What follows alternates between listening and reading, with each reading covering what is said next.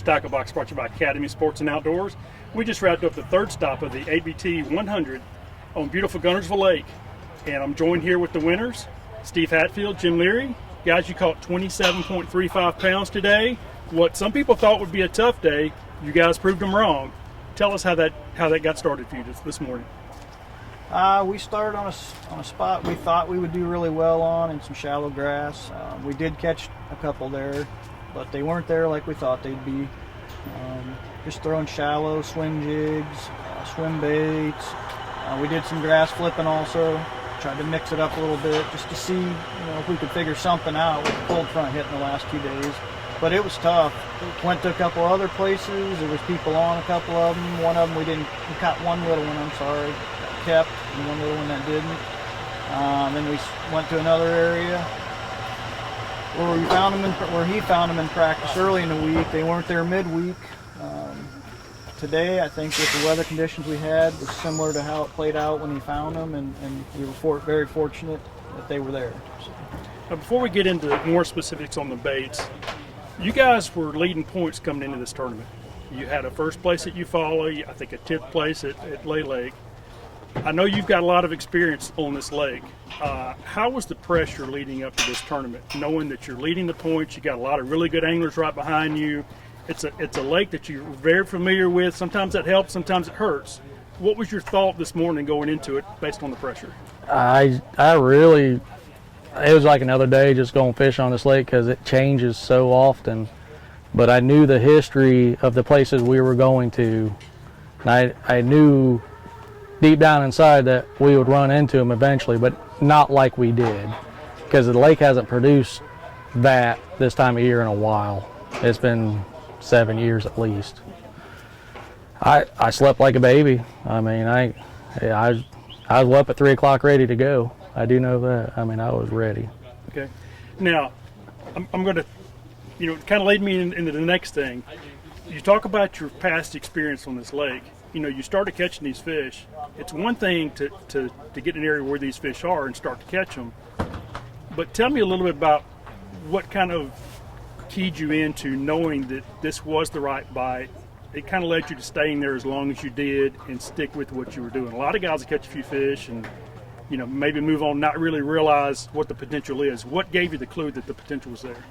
The size fish that we had put in the boat real quick and the active target, knowing there was more of that size out there. I mean, we had a lot of them that didn't commit, but the ones that committed, man, it was awesome.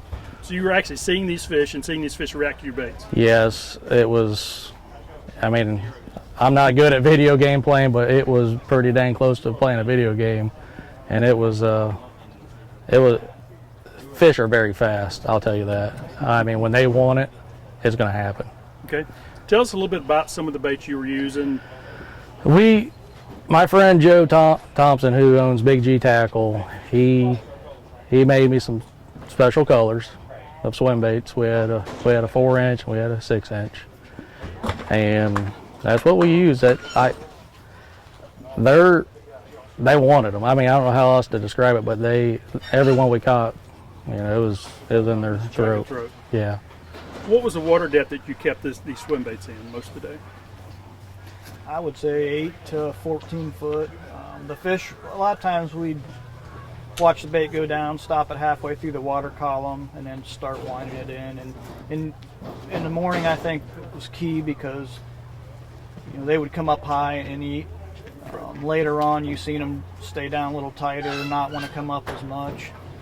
But that depth range was key. And if you found them like in the morning when they were biting the grass, they were coming flying up high and eating it. Okay. A lot of times we see with these swim baits, the type of line, size line, and the rod and reel. It's kind of a complete package. Tell us a little bit more about how you do that. I use 16-pound sniper fluorocarbon. I usually stick with a 1/2 ounce head, and they either want it stupid fast or really slow. And today they wanted it slow, and I don't know if it's because the cold front, but I can remember before active target fishing some of these places. I mean, I was reeling a lot faster than I was today, and I was catching giant fish. So it's just amazing what you learn. I mean, I learned that bite on Monday. Right. I've never done it that way before. I've never caught them like we caught them today. Right. When But- you're actually seeing how they react to your baits, it really keeps you into it. So once I seen that first one skyrocket up, I sent him a picture of it. Then I had like 4 more do it, and I was like, I probably should stop, even though there was a bunch out there. Right. But you can't get paid in practice. That's right. Great job, guys. These are not easy to win. You've won 2 of them this year, Yeah, we're very fortunate. and you won the crowd. you won the points race because of it. Good Yeah. job, guys. Very fortunate. Thank you. Well, before you head on your next adventure, be sure to stop by your nearest Academy of Sports and Outdoors. I can't guarantee you win $25,000 like these guys did, but you'll find all the gear you need to have a successful trip outdoors.